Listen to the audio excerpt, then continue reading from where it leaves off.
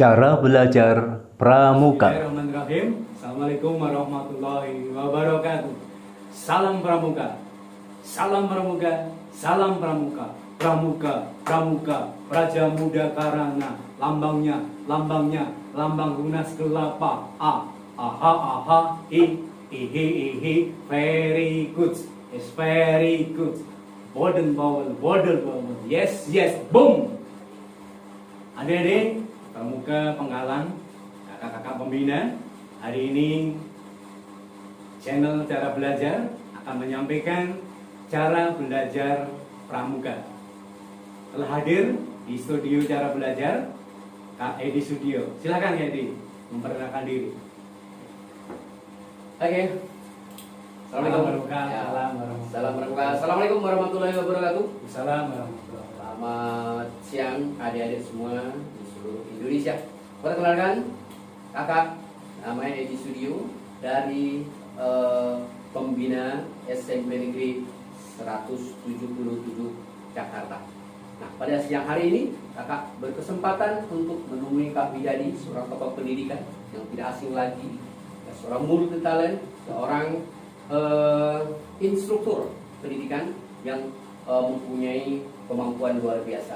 Nah, adik-adik sekalian, hari ini ya akan dijabarkan bagaimana kita bisa berlatih pramuka dengan begitu menyenangkan. Nah, tentunya kita akan bersama-sama ya mengikuti dari kegiatan. Baik, tadi Kak Edi sudah memperkenalkan diri. Sekarang kita akan lanjutkan bagaimana cara belajar pramuka yang baik. Pembelajar yang aktif, kreatif, inovatif, efektif, dan menyenangkan.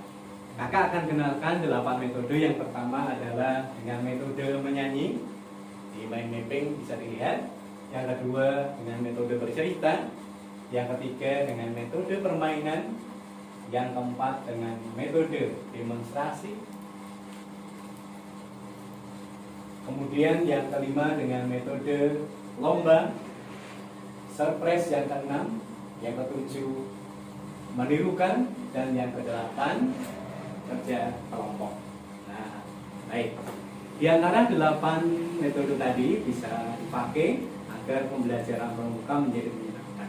Nah, bagaimana pelaksanaannya tahap ini? Mana dibawakan oleh Kak Tasya Kamila yang sangat cocok untuk dipakai untuk kegiatan pramuka, mengumpulkan adik-adik penggalang misalnya. Bagaimana caranya? Tepuk tangan kita semua bergembira tuh waka. Ayo kawan berkumpul bersenang-senang semuanya. Jangan segan bersama menyanyi bergembira. Tepuk tangan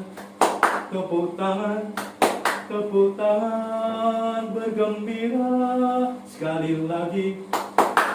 lagi tepuk tangan kita semua bergembira. Nah, kakak-kakak pembina semuanya sudah hafal. Nah, giliran kemudian adik-adik yang tergabung dalam pengurus OSIS, terutama yang membidangi pramuka, harus diyakinkan hafal betul dan bisa memimpin teman-temannya. Maka ketika seluruh pengurus OSIS sudah mampu menyanyikan, langkah berikutnya adalah mengumpulkan seluruh pengurus kelas yang terdiri dari ketua kelas, wakil, bendahara, sekretaris, dan seksi-seksi. Semuanya dikumpul dalam suatu ruangan. Sekarang giliran adik-adik yang duduk di pengurus OSIS yang mengajak adik-adik, teman-teman yang lain, para pengurus kelas menyanyikan lagu tersebut. Setelah Bapak Pembina sudah, pengurus OSIS sudah, pengurus kelas sudah, maka kemudian pengurus kelas juga mengajak teman-temannya dalam setiap kelas untuk menghafalkan lagu itu. Sehingga setiap pelatihan akan dilakukan, adik-adik yang duduk di dalam pengurus OSIS 1, 2, 3, terutama yang membidangi pramuka, mereka langsung berdiri tengah lapangan akan lebih bagus kalau dibantu dengan speaker supaya terdengar. Tepuk tangan kita semua bergembira, tuakah, ayo kawan berkumpul, berkumpul bersenang-senang semuanya. Jangan segan bersama menyanyi bergembira. Tepuk tangan bergembira. Sekali lagi, tepuk tangan kita semua bergembira. Lagu gembira.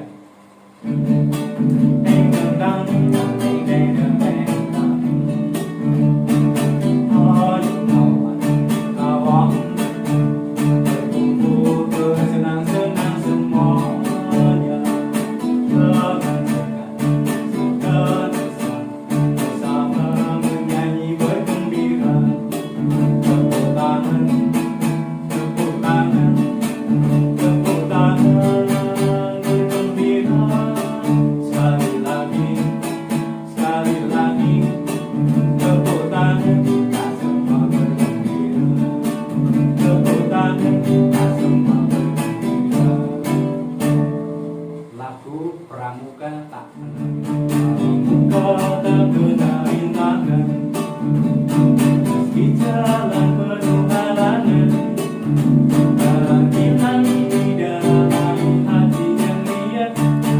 Pramuka tak kena rintangan,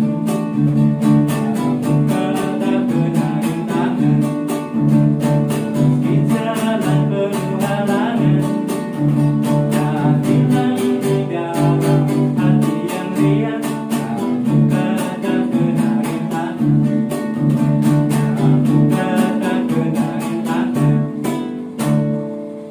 Kemudian metode kedua sebagaimana yang tertulis dalam mind mapping adalah metode bercerita. Metode bercerita ini sangat disukai oleh adik-adik pengarang. Cerita yang mana kan? Banyak sekali. Misalnya cerita tentang Pom-pom dan semut. Hari itu di suatu taman berjalanlah seekor semut mengelilingi taman yang indah. Tiba-tiba dia melihat kepompong. Semut segera mendekati kepompong dan dengan sombongnya semut meledek kepompong. Hei kepompong jelek, kamu jelek. Kemudian dia pergi begitu saja. Hari berganti hari, waktu berjalan terus. Malam itu turun hujan yang sangat lebat. Kembali sang semut berjalan-jalan di sekitar taman. Tiba-tiba ranting yang dia pakai untuk menapak patah. Air mengalir di bawahnya sehingga semut terbawa oleh arus air. Semut sangat panik. Dia begitu ketakutan. Tolong. Semut dengan begitu panik minta tolong. Saat semut dalam keadaan antara sadar dan tidak sadar, terbanglah kupu-kupu di atasnya. Kupu-kupu demi melihat ada semut yang tenggelam, yang hampir tenggelam, naluri menolongnya timbul. Maka dia segera menurunkan terbangnya mendekati semut. Hai semut, lihat aku bawa ranting nih. Coba kau raih ranting itu dan akan aku angkat ke atas. Kemudian dengan susah payah semut tadi mencoba untuk meraih ranting yang sudah diulurkan oleh kupu-kupu. Setelah sampai, maka kemudian kupu-kupu mengangkat ranting tadi, kemudian dibawa ke daratan. Ngobrollah antara kupu-kupu dan semut. Semut sangat terima kasih kepada kupu-kupu. Sang kupu-kupu, terima kasih. Kau telah menyelamatkan aku. Kau telah menyelamatkan aku dari bahaya, dari kematian. Oh, tidak apa-apa kawan. Kita hidup harus saling menolong. Iya, terima kasih. Wahai semut, tahukah kau siapakah aku sebenarnya? Aku nggak tahu. Aku ada kepompong. yang dulu pernah kau hina, yang dulu pernah kau maki-maki. Ya Allah, maafkan aku mulai hari ini berjanji gak akan menyakiti binatang lain, gak akan menghina binatang lain. Nah, itu lebih baik. Kita hidup harus saling menolong, saling menghargai. Nah, ada deh kisah kepompong dan semut tadi mengandung makna yang baik, bahwa dalam hidup kita harus tolong menolong. Sebagaimana pramuka juga harus hidup saling tolong menolong.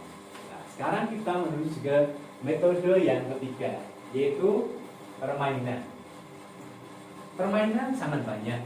Di antara ada permainan tupai dan pohon.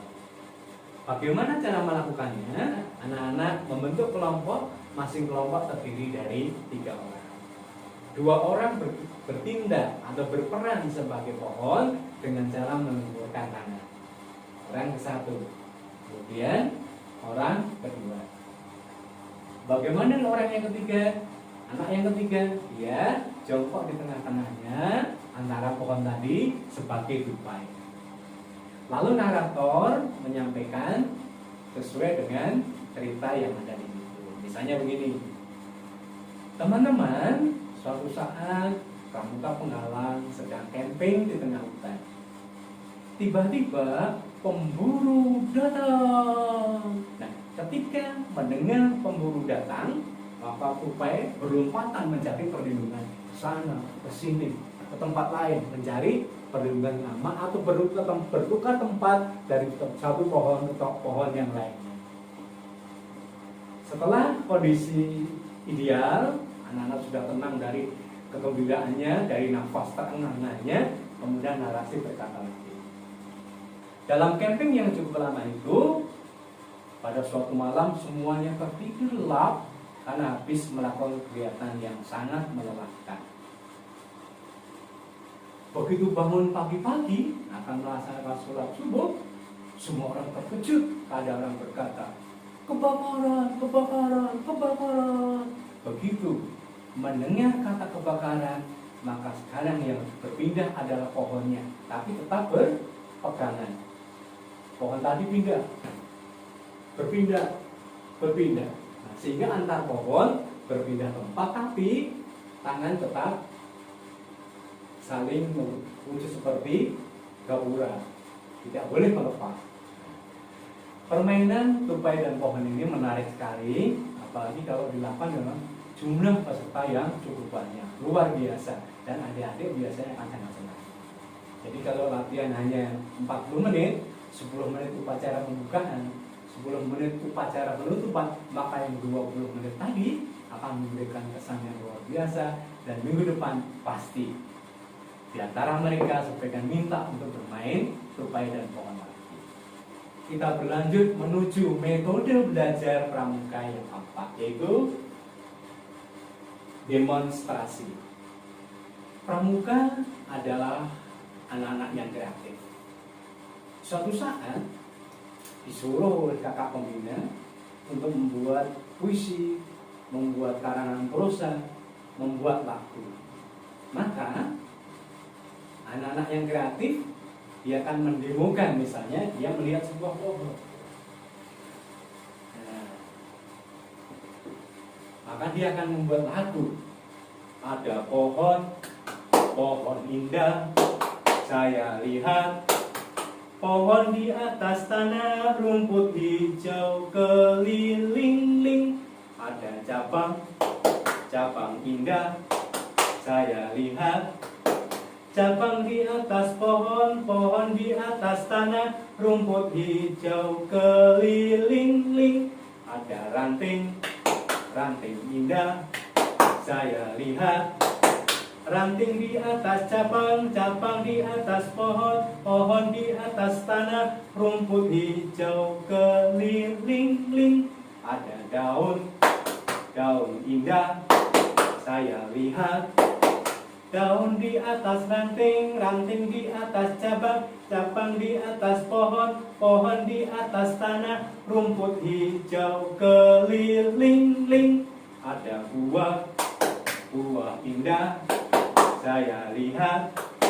Buah di atas daun, daun di atas ranting, ranting di atas cabang, cabang di atas pohon, pohon di atas tanah, rumput hijau keliling-ling. Ini metode demo yang dilakukan oleh anak-anak, oleh peserta untuk menjelaskan struktur atau bagian-bagian dari sebuah pohon. Dimulai dari pohon, cabang, ranting, daun, kemudian buah. Boleh juga kalau ada bunganya. Ini pembelajaran yang faktual.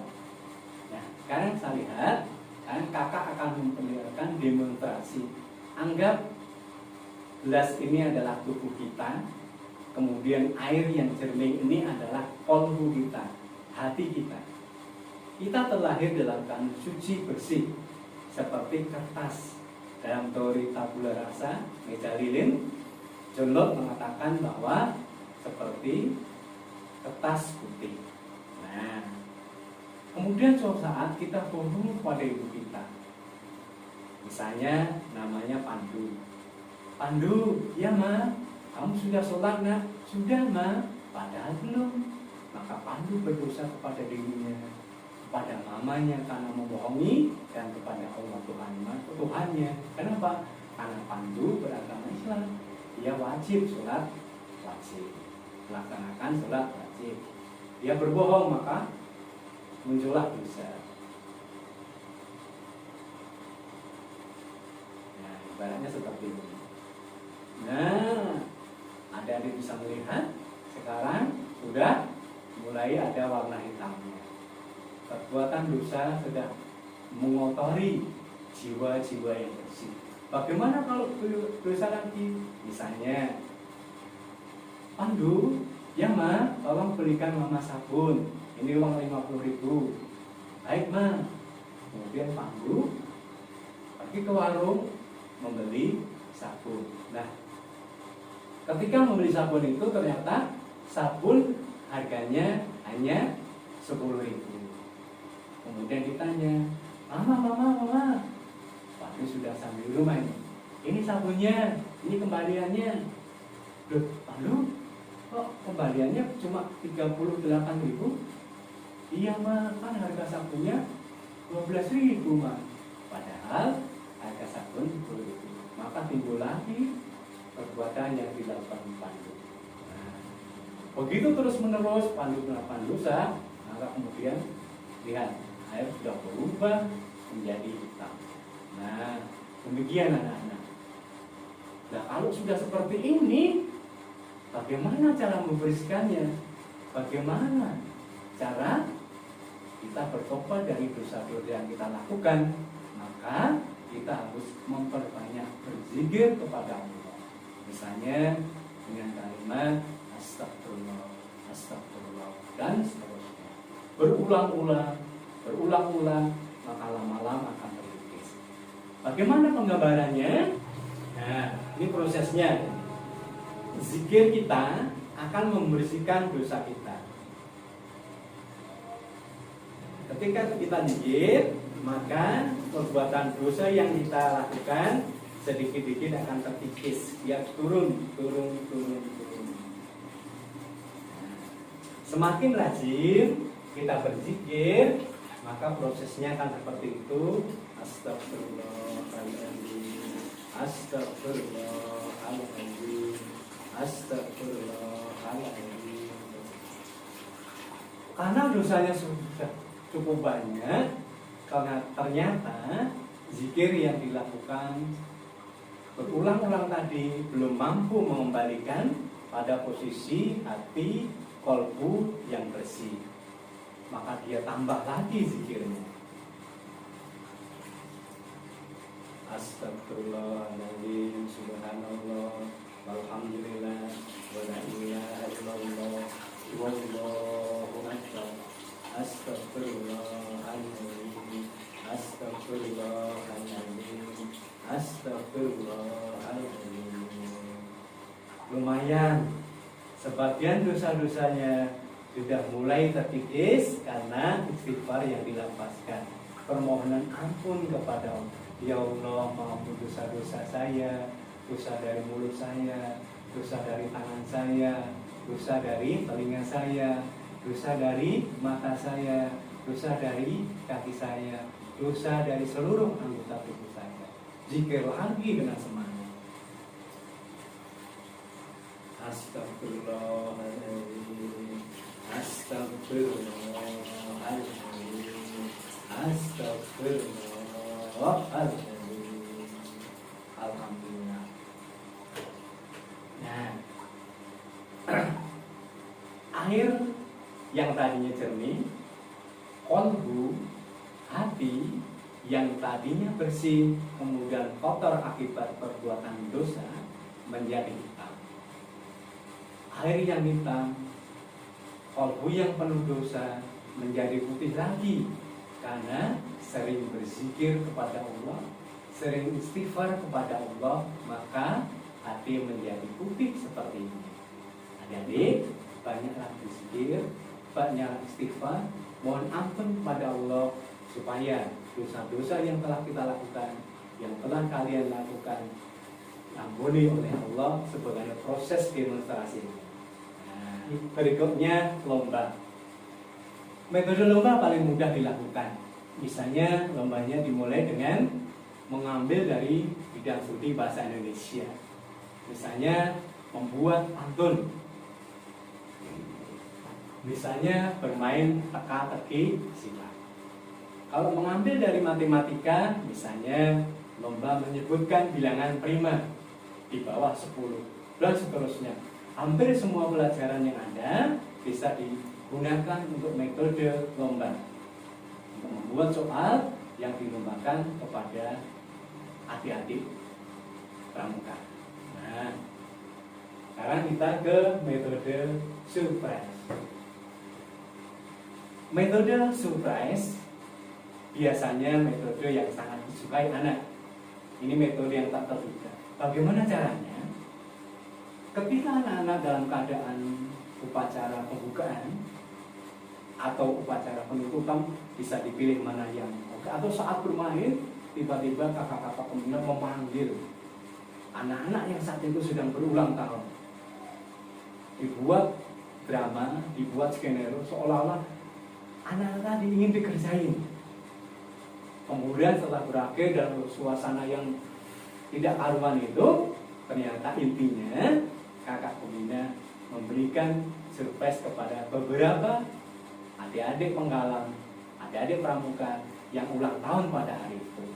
Yang perempuan dikasih bunga, dikasih buku, dikasih pensi, yang laki-laki pun dikasih hal yang sama. Barang itu tidak mahal, membeli buku tidak mahal, membeli bolpen tidak mahal, tetapi karena disampaikan oleh pembinanya, dilihat oleh ratusan teman-temannya, maka timbul rasa bangga, senang, dan haru. Tapi ingat, dalam memberikan contoh tidak boleh dengan cara menyiram atau melempar telur busuk kepada yang itu, tidak boleh. Pramuka tidak mengajarkan itu. Ya, berikutnya adalah metode menirukan. Nah, metode menirukan bisa oleh kakak pembina. Misalnya kakak pembina menyatakan ayam, ayam, ayam, ayam. Semua yang ada di situ melakukan gerakan seperti kakak pembina. Lalu disambut dengan pek, pek, pek, pek, pek, pek, pek. Semuanya melakukan seperti itu. Kemudian ayam ketemu bebek, hadap-hadapan, salam-salaman. Semua ada di pramuka mengikuti gerakan kakak pembina, kemudian gerakannya iya, nyanyian iya, luar biasa. Sama-sama menjadi gerakan yang indah. Ayam, ayam, ayam, ayam, bebek, bebek, bebek, bebek. Ayam ketemu bebek, hadap-hadapan, salam-salaman. Ayam ketemu bebek, hadap-hadapan, salam-salaman. Nah, metode menirukan ini mengajarkan kepada anak untuk taat kepada bimbingan, kepada instruktur, kepada kakak kelas. Nilai berikutnya adalah pada saat salam-salaman, saling menghargai. Jadi luar biasa, sederhana, tapi bermanfaat. Metode berikutnya yang kita sampaikan adalah dengan kerja kelompok. Metode kerja kelompok bisa dibentuk dengan cara mereka diajak melakukan gerakan. Misalnya, jongkok senang, berdiri senang, berputar-putar, berputar-putar, berputar-putar mencari teman. Ketika kakak pembina mengatakan 2, berarti mencari temannya 2, 3 dengan dirinya. Anak-anak berlarian membentuk 3, 3, 3, 3. Satu kelompok 3 orang, satu kelompok 3 orang, satu kelompok 3 orang. Selesai, anak-anak sudah menemukan kelompoknya masing-masing. Yang tidak dapat kelompok dipinggirkan untuk diberikan reward atau diberikan tugas pada saat nanti. Kemudian nyanyi lagi, kakak punya mimpin, semuanya ikut. Jongkok senang, berdiri senang, berputar-putar, berputar-putar, berputar-putar mencari teman. Jongkok senang, berdiri senang, berputar-putar, berputar-putar, berputar-putar mencari teman. Kakak Bina menyebut 10. Maka setiap kelompok terdiri dari 11 orang dirinya dengan 10 teman. Berarti satu regu. Luar biasa bukan? Baik, kakak pembina dan adik-adik pramuka, demikian tadi 8 metode cara belajar pramuka. Pembelajaran yang aktif, kreatif, inovatif. PAIKEM, pembelajaran aktif, inovatif, kreatif, efektif, menyenangkan. Kita ulang, kita review. Yang pertama, metodenya adalah bernyanyi. Tadi kita menyanyikan lagu gembira dan lagu tak kena rintangan. Kemudian metode bercerita. Kemudian metode permainan, metode demonstrasi, lomba-lomba, surprise, menirukan, kerja kelompok. Hari ini cukup 8 metode dulu karena waktunya. Lagi 8 metode, 8 cara belajar pramuka yang menyenangkan. Diantaranya adalah menyanyi. Yang kedua, bercerita. Yang ketiga, permainan. Yang keempat, demonstrasi. Yang kelima, lomba-lomba. Yang keenam, surprise. Yang ketujuh, menirukan. Yang delapan, kerja kelompok. Apabila permainan tadi, metode tadi dikaitkan dengan teori kecerdasan Majemuk Howard Gardner, maka bisa melatih cerdas berbahasa, cerdas matematika, cerdas menggambar, cerdas musik, cerdas alam, cerdas bergaul, cerdas diri, dan cerdas gerak. Sebaliknya, apabila dikaitkan dengan gaya belajar masing-masing, maka permainan tadi, metode tadi, bisa membangkitkan, bisa mengasah gaya belajar visual, auditorial, dan kinestetik. 8 metode tadi akan melayani gaya belajar visual, auditorial, dan kinestetik. Tak dikaitkan dengan teori adversary quotient, maka kita dapat menemukan, kakak pembina dapat memetakan mana anak-anak yang punya tipe climber, mana yang scamper, dan mana yang quitter. Selamat berlatih. Kita tutup dengan lagu Sayonara. Sayonara, sayonara, sampai berjumpa pulang. Sayonara, sayonara, sampai berjumpa pulang. Buat apa susah, buat apa susah, susah itu tak ada gunanya. Buat apa susah, buat apa susah, susah itu tak ada gunanya. Terima kasih kakak pembina dan adik-adik pramuka. Mudah-mudahan niat kakak untuk berbagi ini dapat menginspirasi kakak-kakak pembina, adik-adik penggalang, terutama yang di pengurus OSIS, pengurus kelas, untuk kemudian dapat melakukan kegiatan kepramukaan lebih hidup, lebih menarik. Salam Pramuka. Assalamualaikum warahmatullahi wabarakatuh.